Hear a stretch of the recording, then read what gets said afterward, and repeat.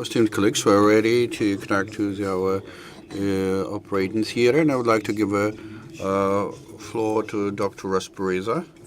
So he would tell us about the patients we plan to for the surgery. Good day, esteemed audience. Today, practical agenda will start from the discussion of the patient. It's a lady, 31 years of age. She was admitted to our clinic with the following diagnosis. The condition post-cholecystectomy of 2007 and cardiac terminal segment stricture. She has a complaints to moderate discomfort in the epigastrium, worse after eating. And laboratory tests showed no significant changes. Out of her history, in March this year, the MRI showed moderate CVD dilatation with a terminal part of CVD restriction, but there were no signs of colloidal lithiasis.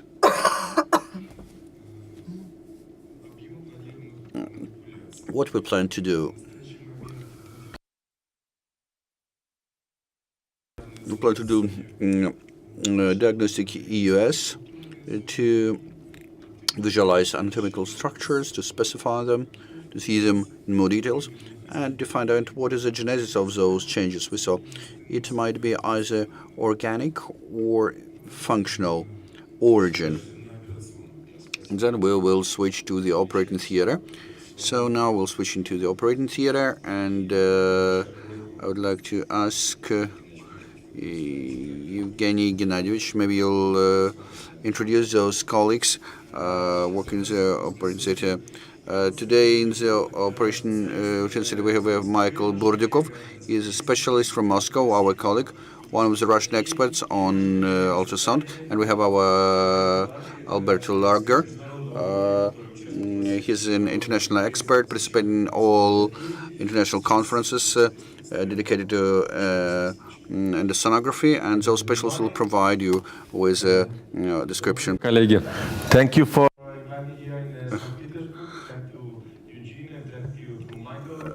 help me out with this procedure. So we heard the story.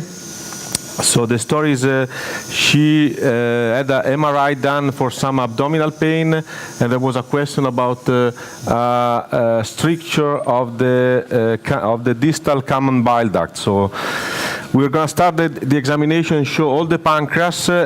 Usually, if you can see the US image, we are at the EG junction where you can visualize the aorta. Михаил Сергеевич, спасибо огромное. Нам не нужен перевод, у нас синхронный перевод. Я понимаю, да. Еще хотелось бы сказать то, что мы участвуем и работаем. To add to that we work on the convex machine, and one of those specifics of our Belter Logic technique, he does work with a radial endoscope, but all those manipulations he will do with the Olympus using the convex scanning mode. I think the future, the present and the future of EOS is linear, because you can clearly do FNA and puncture and give names to masses and things that you see. So I think the radial you just can image, and I think it's the evolution of EOS is towards intervention. So if you need to start learning EOS nowadays, learn linear. Ну, это тенденция современного, it's modern tendency of the whole of the world. Yes. So if you see the EOS image, can you see the EOS image? Yes, not yet. Not yet. So you have the endoscopy image, right? Yes. Переключите, пожалуйста, на ультразвуковое изображение. Let's switch to EOS image. EG junction, you can see some structures. So the aorta, you can see small rounded things over there. Before they were thought they were lymph nodes, but I think these are probably ganglia, so are celiac ganglia. So you can do neurolysis directly injecting into this structure. So at this point we can see they take off of the celiac artery,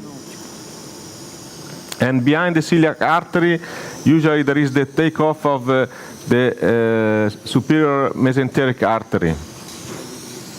So there's a way to find the pancreas is to advance following the vessels, and usually you find yourself in the pancreatic body. So this is the pancreatic body.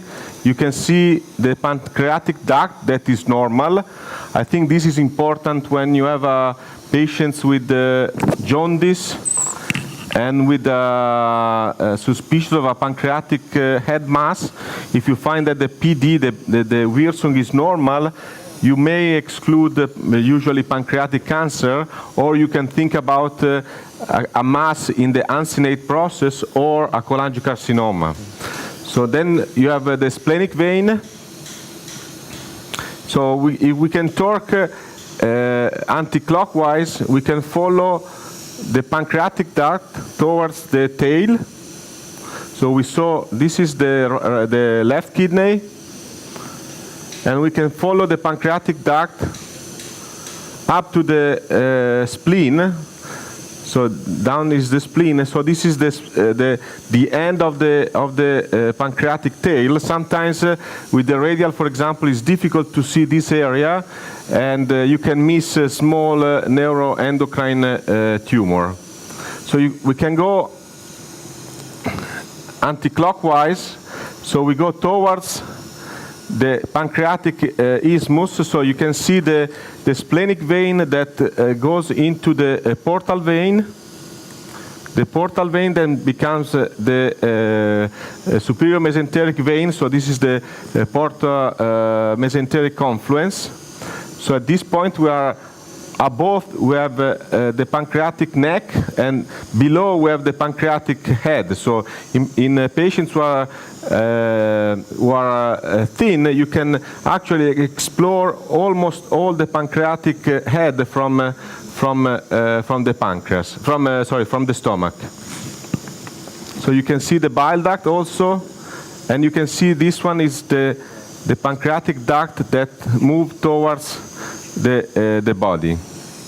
So in this way you cannot see the papillar area, so we need to go into the duodenum, in the second portion of the duodenum.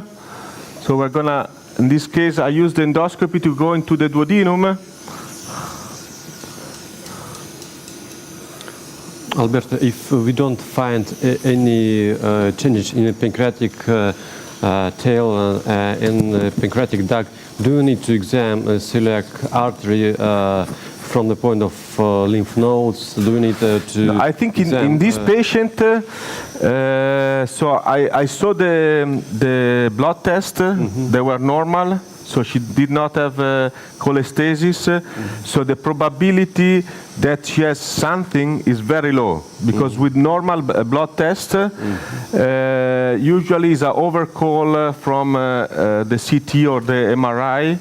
But I think it's important because, you know, I will show you some slides later on.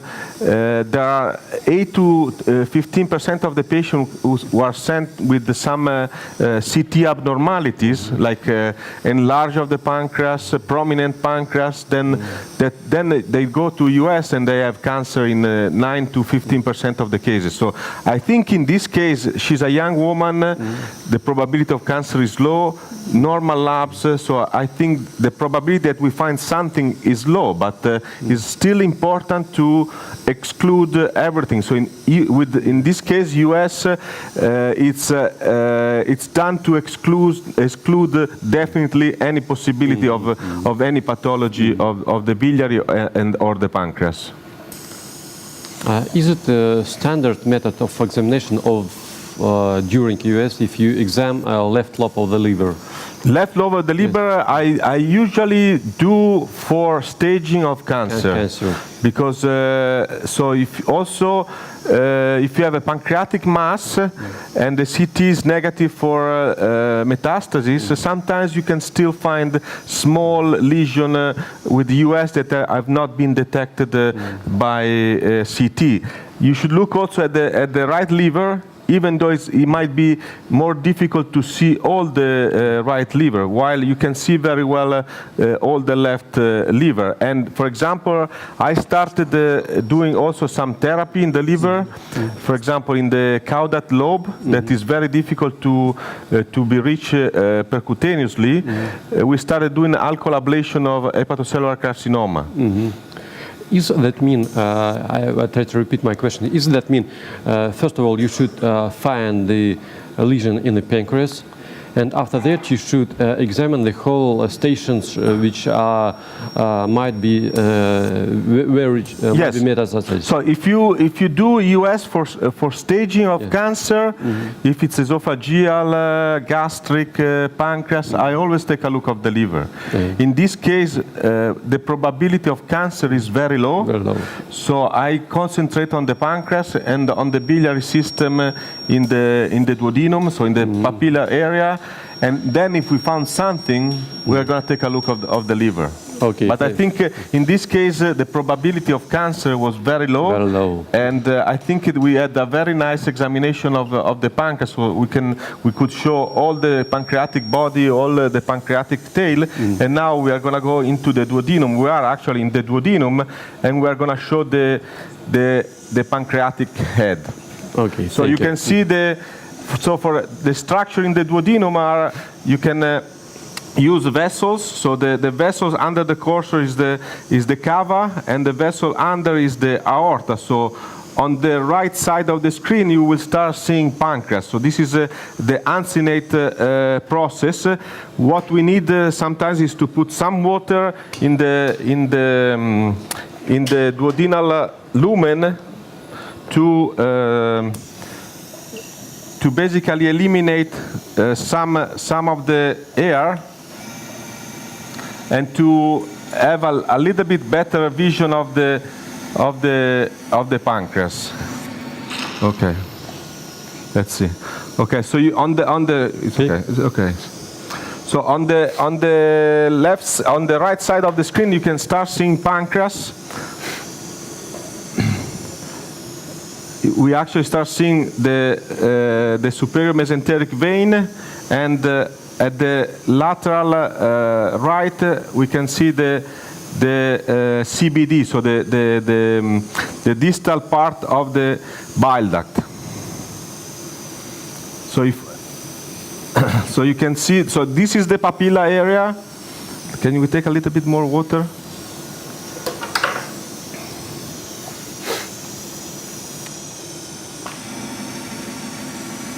Okay, so to look at the papilla, you need to put a little bit of water. So this is the starting of the bile duct and of the pancreatic duct. So the duct under the cursor is the bile duct, and the one under the bile duct is the pancreatic duct. So we're going to follow. Right now it doesn't look there's anything. So there's no stones. The duct is not dilated. Do we need measure? Sorry? Measure? Yeah, let's measure. But it doesn't look dilated. Yes. So the pancreatic duct is 1.8, and CBD is 4 millimeters. So it's not dilated. And she had a cholecystectomy, right? So sometimes with the patient with cholecystectomy can. So one thing that you can note is that usually what you do, you follow the structure. So this is the CBD over the portal vein. So I can go back and go towards the hilum, and this is the CBD, and basically it's the biliary system that gets into the liver and becomes intrahepatic. So I can follow the bile duct from the papillary area up to the hilum, and the hilum is sometimes it's very difficult to see lesion. So I will do the same with the pancreatic duct, because it's very important to follow the structure, and as you notice here, it kind of disappears. And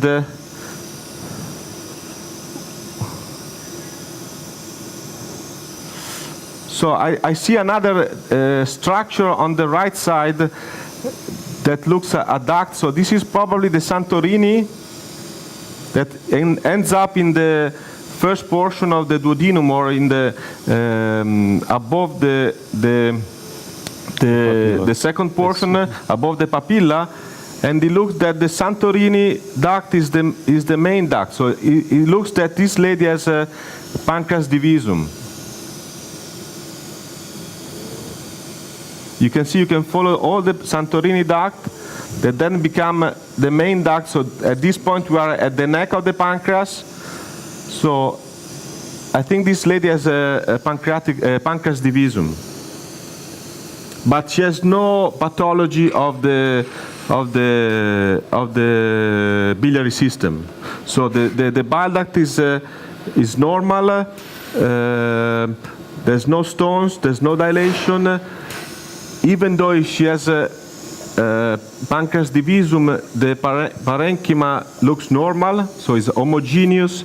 There are no signs of chronic pancreatitis, but for example, maybe the abdominal pain that she's complaining of may be related to pancreas divisum. I think in this case, if the abdominal pain is due to the pancreas, she needs a sphincterotomy. So I would basically recommend her that when she has abdominal pain, to do lab test, to measure the amylase, the lipase, and see if the pain is really related to a pancreatic things or not. If you want to perform papillotomy, what kind of minor or major? Minor. Minor. Exactly, minor. Minor. But I think because of the risk in this lady, she's young, she has normal pancreas, she's one of the patients at major risk for complication after ERCP. Yes. Before doing something like that, I would make sure that the pain is related to the pancreas. Because nowadays, a lot of people have abdominal pain, epigastric pain, so I think you have to be very sure that the pain is coming from the pancreas. So I think what I would do is I would tell her, when you have pain, take blood tests to see if you have an increased amylase and lipase. What kind of imaging technique do you suggest to perform in this case? First of all, US, we have done MRI and something else. I think, if you want to be, I am pretty sure that this is a divisum, because, I can follow very well. If you really want to see the duct system better, what you have to do is secretin MRCP. So you give secretin and you stimulate the pancreas to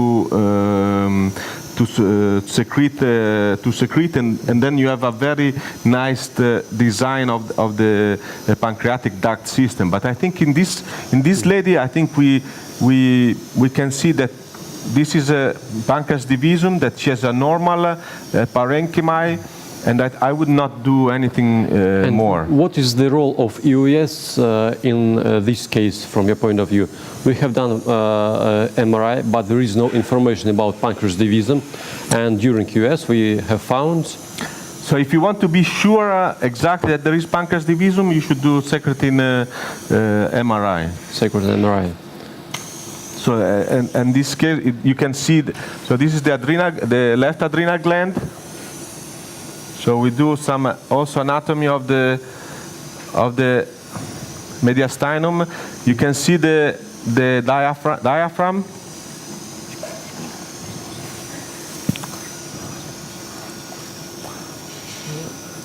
Left liver. So we find the cava.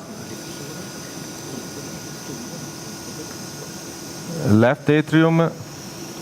Mitral valve. So mitral valve, aortic arch and aortic valve.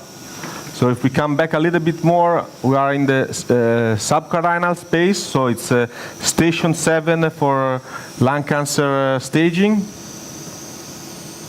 So then if we come back, this is the trachea. So if we come back a little bit more and we talk, this is the AP window. So it's station 4L for lung cancer staging. Yes.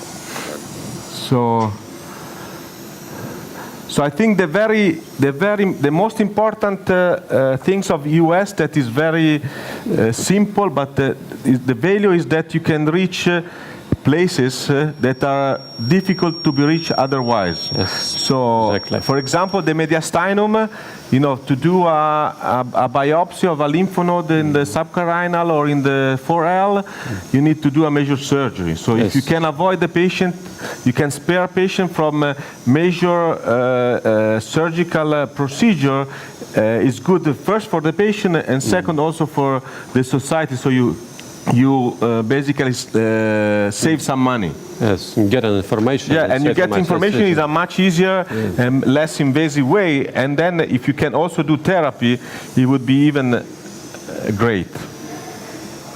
So we are coming out. Может быть, какие-то вопросы из аудитории? Maybe there are some questions from the audience. From the surgeon, we surgeons perform the laparoscopic cholecystectomy, and some surgeons believe that long cystic duct could be a cause of the pain after cholecystectomy. Yeah, it can be. Can you estimate the length of the cystic duct, and can you say your opinion regarding this particular problem? Yeah, it's possible. The post-pain after cholecystectomy, the post-pain syndrome, it's something that is it's possible. The problem is that I think because of the laparoscopic access, there's a lot of gallbladder that are coming out when the patient is not really the reason for the pain. So afterwards, the patient continued to have pain because the pain was not caused by the gallbladder.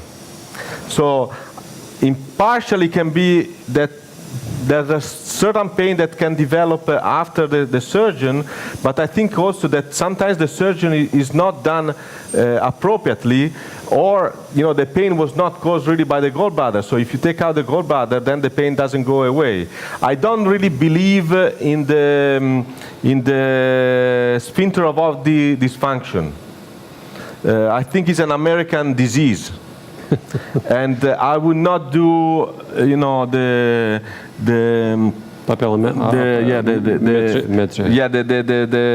pressure, the measurement of the pressure that is of the papilla that is causing like 50% of pancreatitis.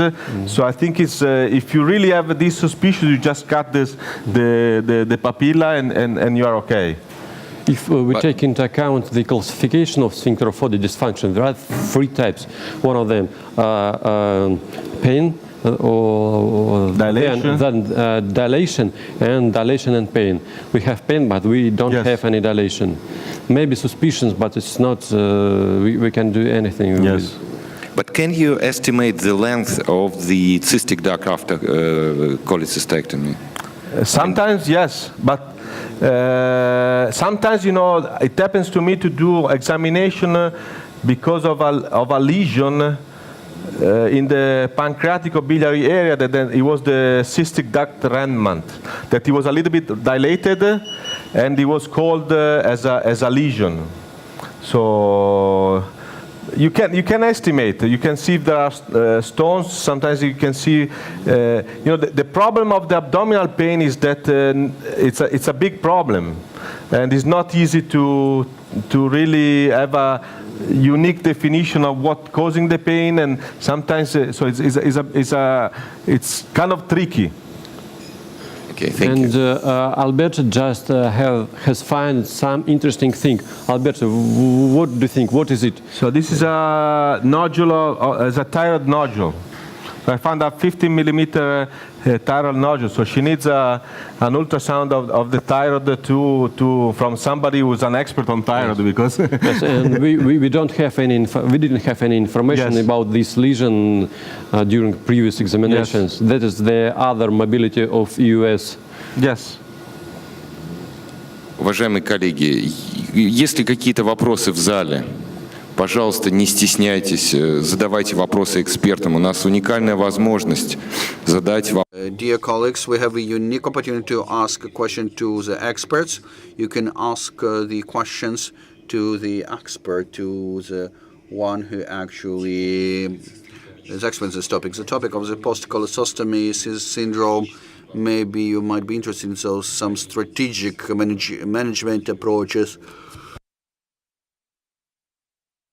We heard comments regarding measuring pressure. Maybe there are some other questions.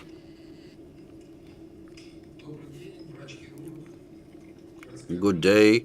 I'm a surgeon. I'm working in a city hospital. I would like to ask you now, Russian standards and various guidelines, they really talk a lot about intraoperational cholangiography with any signs of cholelithiasis. And since we have such an equipment and we have an expert here, how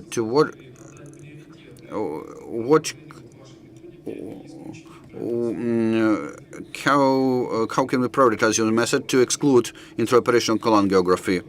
Maybe not in 100% of cases, but in most of the cases. Can we exclude it?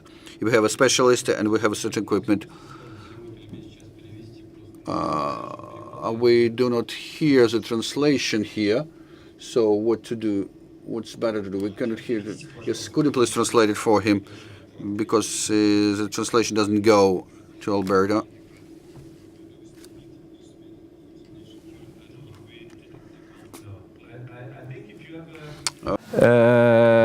I think nowadays you should do EUS guided or MRI, depending where you are. So if you have a suspicion of stones in the common bile duct, you should do an examination before cholecystectomy to exclude, or to see if you have stones, and then do an ERCP before gallbladder removal.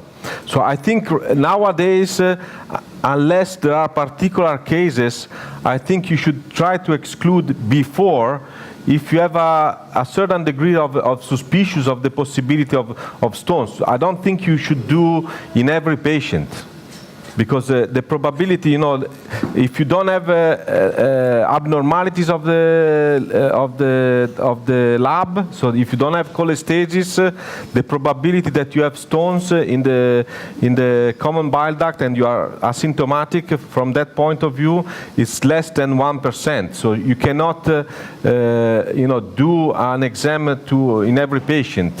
What we do now, for example, when a patient comes to the hospital with a biliary colic and there's elevation of the test, before doing an ERCP, we do a US to basically decide which patient should undergo ERCP for therapy. So you basically try to avoid ERCP in patients who do not have stones, but the stone has passed by itself.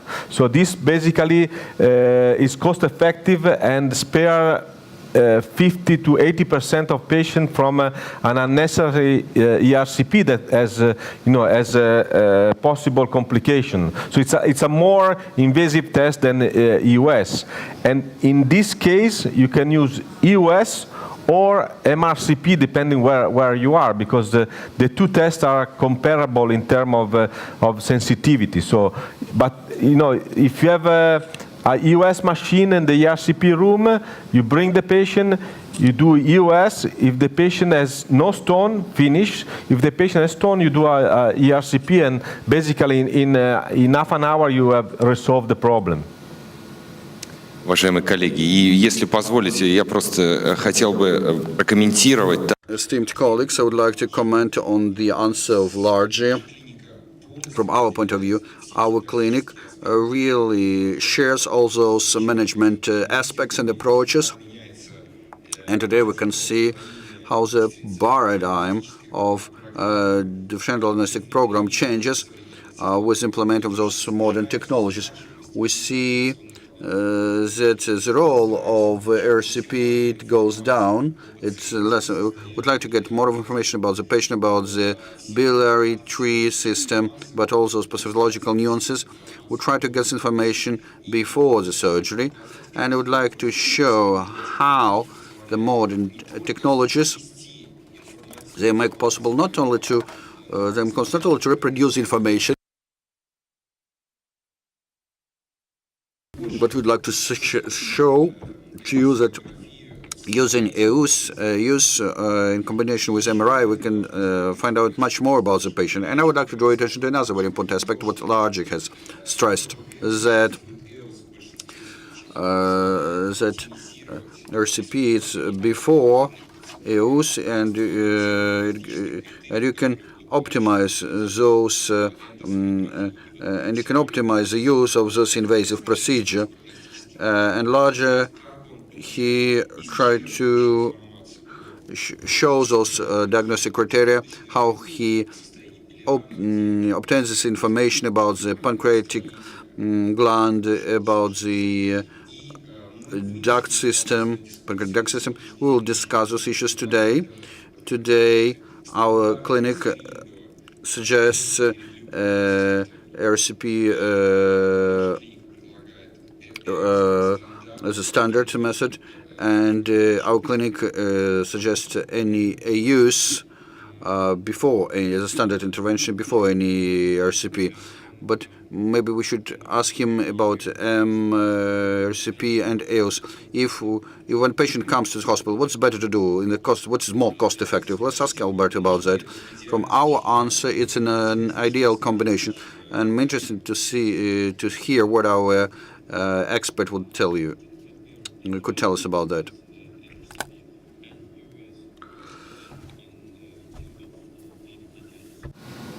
I think you do what you have available. So in terms of sensitivity, and they are basically equal. Probably there is a small advantage of US for very small stones. But it's depending what you have. In my place, we have, to do an MRCP for a patient, it takes, you have to wait 5 days when they are hospitalized. So clearly they come to me. In other place, they don't have US and they get an MRCP. So I think there's not, I think the tests are comparable. So you do what you have. The things I think is that if you have US available and ERCP, you can really bring the patient in the ERCP room, do the US, and if it's necessary, do the ERCP right away. So it's in terms of cost, probably you decrease the cost by doing this strategy. И, наверное, давайте мы спросим. And I think we should also ask Albert about this strategy. First, we're doing this EUS as an RCP. Should it be done by the same operator, or two different operators? One is doing EUS, another RCP. ERCP or separate? Depending where, if you are in a place where the person does US. In your clinic. In my clinic, I do US, and then there's somebody else who does ERCP. So this is really local. There are people who do US and ERCP, so they do the US and then they do the ERCP. It's really it doesn't really matter. It's the most important thing is the strategy. For the patient. The patient who arrives to the hospital with the biliary colic, if he can go home and wait until to have a cholecystectomy or to do cholecystectomy right away. If he needs a ERCP, so it's basically in our hospital. They call us from the emergency department. The patient comes up, we exclude or we find the stone, so then it goes to the ERCP, and then basically in one day you have a plan. Sometimes you can also, if they have the ERCP, they go home, and then after 2 weeks, 3 weeks, they have the cholecystectomy.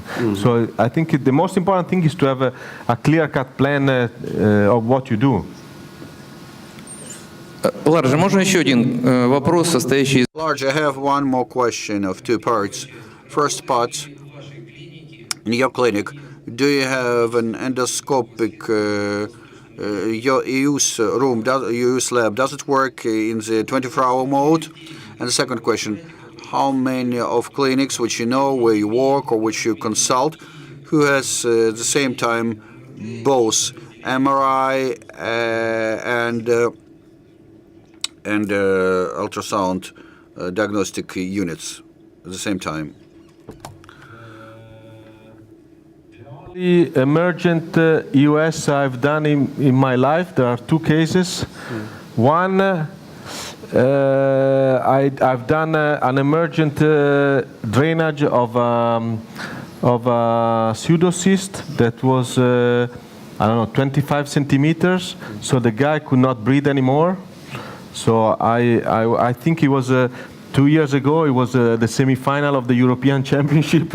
I was watching the game, and then they called me, so I had to go there and drain the pseudocyst. But usually they can wait the day after. One important thing is for people who have, for example, a mediastinal mass, and they have a mediastinal syndrome with compression.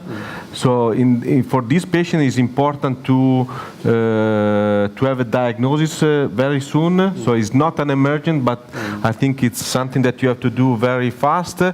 And now what I'm doing is I'm actually doing drainage of the gallbladder for acute cholecystitis in high-risk surgical patients. So, for example, 85 years old guy who come in with acute cholecystitis and has a cardiac problem, respiratory problem, and is not going to have surgery, I will show you later on, I place a stent between in the gallbladder from the duodenum or the stomach to take care of the acute infection. And this is also can be also a definitive treatment.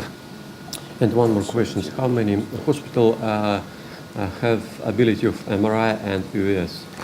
That one, it's really dependent on the hospital setting. Now, there are more MRI than US. So for sure, the hospital have more hospital have MRI than US. So I think it's very important to use what you have, and for stones, you don't really need to send the patient to do US in another center if you have an MRI. It's different if you have a pancreatic mass. So at that point, you should send the patient to US to have a tissue acquisition, so to get a definitive diagnosis. So but for stones, if you have an MRI, you do MRI.